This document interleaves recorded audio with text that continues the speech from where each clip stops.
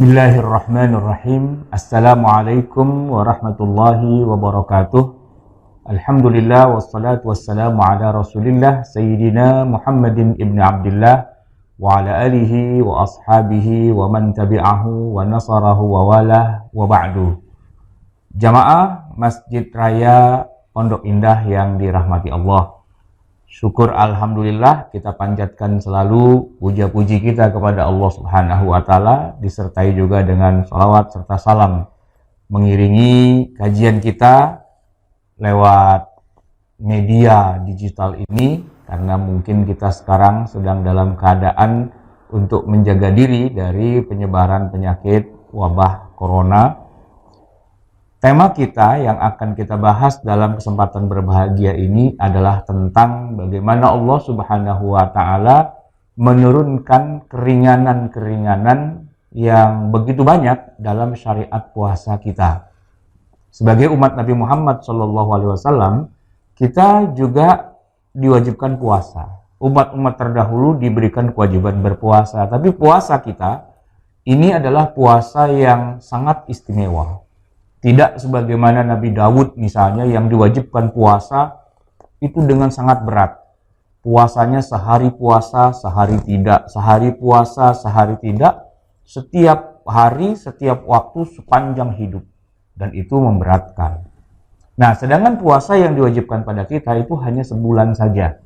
Dalam setahun ada 12 bulan. Satu bulan saja, yaitu bulan ke-9, bulan Ramadan, kita diwajibkan emang untuk berpuasa. Tetapi kewajiban puasa ini ternyata juga tidak mutlak. Tidak semua orang itu wajib berpuasa. Ya, misalnya ada wanita yang sedang haid atau nifas, itu malah tidak boleh puasa. Jadi nanti dia menggantinya di hari yang lain, sebagaimana Aisyah radhiyallahu anha, ibunda mukminin itu menceritakan bahwa beliau itu pernah juga mengalami haid di bulan Ramadan di masa Rasulullah dan tidak puasa. Cuma konsekuensinya adalah diminta untuk mengganti di hari yang lain. Kunna nu'maru biqada'is shaumi wa la nu'maru biqada'is salati. Kami para wanita yang haid di bulan Ramadan itu diperintah oleh Nabi untuk mengqadha puasa. Tidak disuruh untuk mengqadha salat ya. Jadi kalau wanita haid, khusus wanita haid itu tidak perlu mengganti salat. Sedangkan puasanya itu wajib diganti. Nah, itu adalah contoh bagaimana tidak semua orang itu wajib puasa di bulan Ramadan. Yang lain adalah misalnya ketika Allah Subhanahu wa taala menurunkan ayat, 2 kali disebutkan di dalam surat Al-Baqarah itu bahwa siapa di antara kalian yang sakit atau dalam keadaan safar, ya faman kana minkum maridan aw ala safarin fa'iddatun min ayyamin ukhar. Boleh tidak puasa dan diganti di hari yang lain di luar bulan Ramadan. Kenapa? Karena orang sakit itu, ya dia punya masyaqqah, dia punya rasa atau punya beban yang tidak mungkin kalau dia dipaksa juga puasa, itu malah menjadi madarat buat dia. Jadi orang sakit itu alih-alih dia dibikin jadi susah hidupnya, tapi dalam syariat Islam malah dipermudah. Ya sudah, kalau memang sakit, nggak usah puasa saja. Luar biasa kan syariat kita itu, dan itu disebutkan 2 kali dalam Al-Quran, ditegaskan. Siapa di antara kalian yang sakit gitu. Memang ada orang mengatakan bahwa justru dengan puasa itulah jadi tambah sehat. Ya memang ada dalam kasus tertentu berpuasalah maka kamu tambah sehat. Itu ada ungkapan seperti itu. Tapi harus dilihat juga kalau ternyata dia paksakan puasa padahal dia sakit dan kemudian resikonya apa? Sakitnya tambah parah. Atau boleh jadi tidak sembuh-sembuh. Maka syariat Islam itu malah memberikan keringanan. Boleh tidak usah puasa, silahkan saja. Nah, yang menarik adalah yang kedua, yaitu para musafir. Ini musafir ini tidak seperti sakit ya. Kalau sakit kan, ya namanya orang sakit nggak bisa dihindari. Tapi kalau safar sebenarnya kan bisa.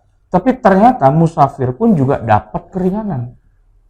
Kalau kita di bulan Ramadan, ya kita musafir entah karena pulang mudik, entah karena tugas, entah karena apalah gitu ya.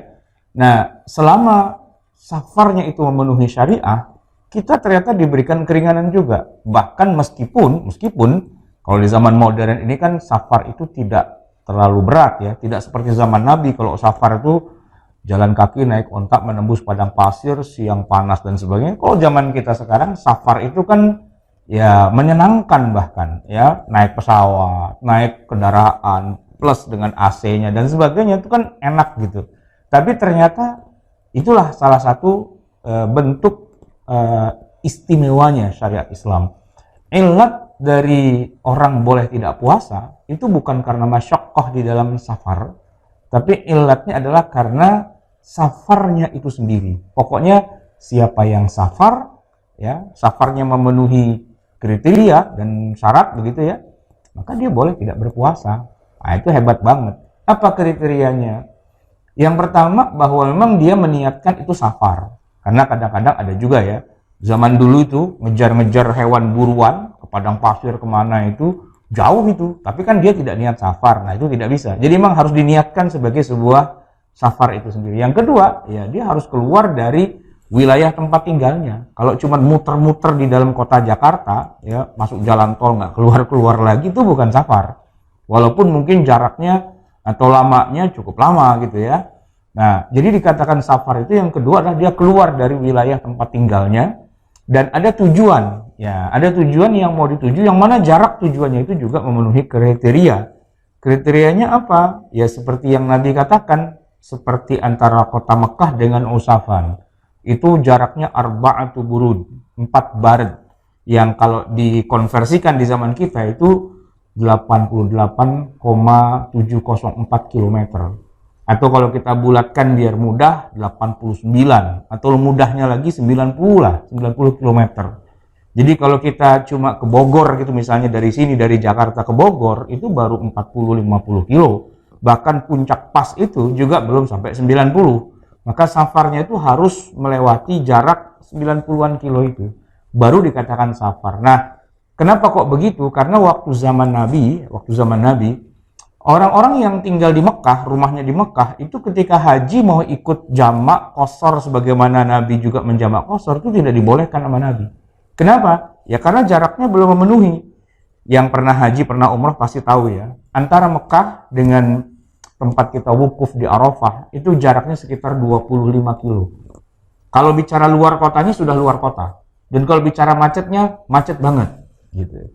Tapi ternyata oleh Nabi tidak dibolehkan. Kenapa? Karena secara umum jaraknya itu belum memenuhi masafatul qasr, tempat atau jarak yang membolehkan kita mengqasar sholat. Dan dari situlah kemudian para ulama mengatakan, ya kalau sholat aja nggak boleh diqasar, maka ya musafir juga begitu. Nah, jadi jaraknya harus memenuhi jarak yang sudah ditetapkan dalam syariah. Dan yang ketiga, ini yang paling penting, bahwa orang itu dikatakan musafir dan boleh tidak puasa, syaratnya adalah bahwa dia sudah memulai safar sebelum terbit fajar. Safarnya sebelum terbit fajar. Tidak boleh dia safar sesudah fajar, sesudah subuh. Dia safarnya misalnya siang, sore, atau kapan gitu ya. Ternyata dari subuh dia sudah tidak puasa. Nah, itu tidak boleh. Jam 7 pagi sarapan. Bulan Ramadan jam 7 pagi sarapan. Ditanya kenapa nggak puasa? Musafir. Lah emang kapan berangkatnya? Ntar sih habis taraweh. Nah itu nggak boleh. Ya kenapa? Ya karena ilatnya belum dapat. Sebab dari boleh tidak puasanya itu belum terjadi. Nah karena itu kalau kita niat mau dalam safar itu tidak puasa gitu ya, ya silahkan. Boleh, tapi dengan syarat berangkatnya itu sebelum masuk waktu subuh. Nah, jadi sebelum subuh kita udah berangkat, nanti jam 7, jam 8 pagi kita bisa berhenti di rest area, sarapan. Itu boleh. Kenapa? Musafir. Kalau tanya kapan safarnya? Dari sebelum subuh kita udah safar. Jadi kita begini, Allah kasih kita keringanan, tapi kita harus mengenali ya ketentuan-ketentuan yang sudah ditetapkan, bagaimana keringanan itu bisa kita manfaatkan. Jangan kemudian kita menciptakan sendiri keringanan-keringanan menurut versi kita. Udah safar kali ini, orang udah capek. Udah musafir kali ini, orang macet. Bukan. Jarak itu yang menentukan. Ya, jarak dari kita ke tempat yang mau kita tuju. Ya, walaupun mungkin pada saat kita sarapan pagi itu belum menempuh jarak sampai 90 kilo ya. Tapi nggak apa-apa, karena kita tujuannya ke sana, niatnya mau ke sana, ya sudah. Berarti kita sudah dianggap sebagai musafir walaupun belum sampai menembus jarak 90 kilonya itu. Yang penting niatnya sudah mau sampai ke arah sana. Itu begitu kita sudah keluar dari wilayah rumah kita, maka kita sudah dikatakan sebagai musafir. Nah, jamaah yang dirahmati Allah, ada lagi nanti orang yang ya boleh tidak puasa, dan yang menarik adalah bahwa untuk menggantinya dia tidak perlu mengqadha, tidak perlu berpuasa, tapi cukup bayar fidyah saja. Siapakah dia? Nah, kalau kita baca ayat Quran yang tadi saya sebutkan, Al-Baqarah 184 dan 185, Allah menyebutkan wa 'alal ladzina yutiqunahu fidyatun ta'amu miskin. Dan mereka yang tidak mampu itu boleh nggak puasa, cukup dengan membayar fidyah kepada orang miskin. Nah, siapa orang yang tidak mampu? Bukankah kalau orang sakit itu juga nggak mampu? Ya kan? Bukankah kalau orang safar itu ya, udah siang panas, haus dan sebagainya, bukankah dia juga termasuk orang yang tidak mampu? Lalu bedanya apa? Ya, bedanya begini.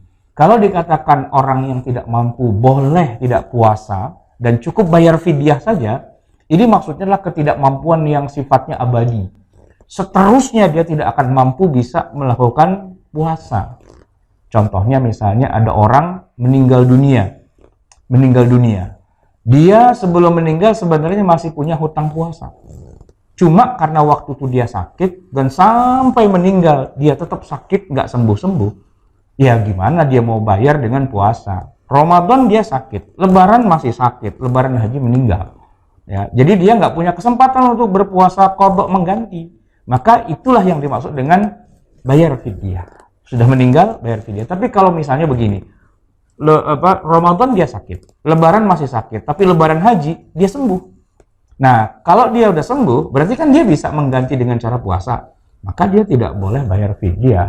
Ya dia qadha puasa juga. Itu ketentuannya seperti itu. Ada lagi sih orang yang boleh tidak puasa dan cukup bayar fidyah saja.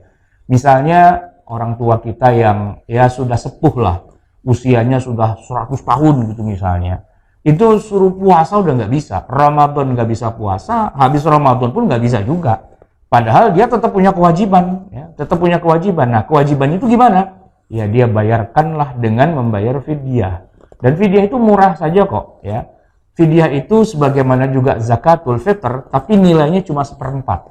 Jadi kalau kita punya kantong beras, berapa? 3,5 liter atau 2,5 kilogram gitu ya, itu kan buat bayar zakat satu orang tuh. Nah itu kalau buat bayar qadha-nya puasa atau bayar fidyahnya puasa, itu bisa buat bayar 4 hari hutang. Ya, hutang 4 hari. Jadi kalau misalnya nenek kita, kakak kita itu sampai 30 hari full selama bulan Ramadan tidak puasa, itu bayar fidyahnya sederhana, ya. Sebagaimana zakat, ya, orang berzakat itu, ya, itu sekali satu kantong zakat bisa buat bayar 4 hari, berarti untuk 30 hari cukup berapa? 8 kantong saja. 8 kantong, kalau satu kantongnya kali 4 hari, 8 kali 4 sudah berapa? 32, udah lebih bahkan, ya kan? Ya kalau satu kantong tuh kalau kita konversi dengan rupiah, misalnya yang gampang, misalnya 40.000 gitu misalnya. 40.000 itu 4 hari, jadi sehari 10.000. Kalau 30 hari kan berarti cuma 300.000. Sederhana sebenarnya. Tapi kita harus tahu dulu ya ketentuan syariahnya. Jangan main menggampangkan. Agama ini Allah turunkan dengan gampang, tapi kita tidak boleh menggampangkan. Tapi kalau memang sudah kita pahami di mana delik-deliknya, nah disitulah kita bisa menjalankan agama Islam yang menjadi rahmat. Itulah yang bisa saya sampaikan. Mohon maaf atas segala kekurangan. Hadanallahu wa iyyakum ajma'in wa lakum minkum. Assalamualaikum warahmatullahi wabarakatuh. في الأعماق تناما ولتلك الأيام تساما رمضان إليك قد اشتقنا تملأنا حبا وسلاما تملأنا حبا وسلاما